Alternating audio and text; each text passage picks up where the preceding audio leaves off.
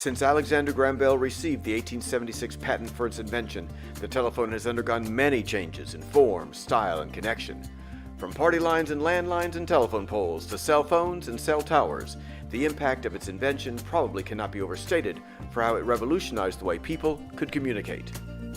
But in the early days of the telephone, that communication was always through a human telephone operator. Until all that changed in 1891 when Almon Strowger received his patent for an automatic telephone exchange known as a step-by-step switch, the subject of this edition of 2-Minute Artifacts. The story goes that Strowger, an undertaker, was motivated to invent an automatic system after becoming convinced that the manual telephone exchange operators were deliberately interfering with his calls, leading to a loss of business.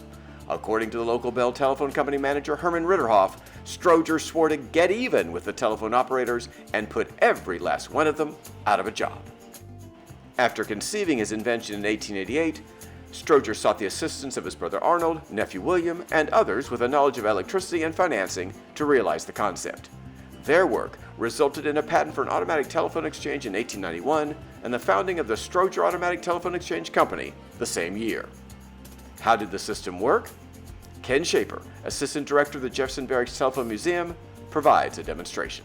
The Strowger step switch was invented by a funeral undertaker from Kansas City back in 1888. The step switch actually functions. The person making the phone call lifts up the phone. There's a call selector. They basically get a line. They then start calling the number. So when you dial, like say the number 4, it's going to step up on the step switch 4 positions.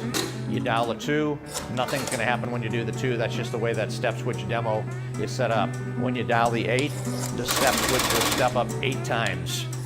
And when you dial the last number, 4, it's actually going to go up 4 to the left. That is actually the ringtone. That's what's actually going to ring the telephone at the person you're trying to reach in their home. So basically it goes from your house to your central office, from your central office to the person you're calling central office, and then to your home, all within a matter of seconds.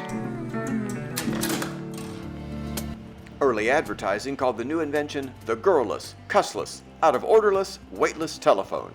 Its efficiency and continued development resulted in widespread use of the technology until phase-out began with electronic switching systems in the 1960s.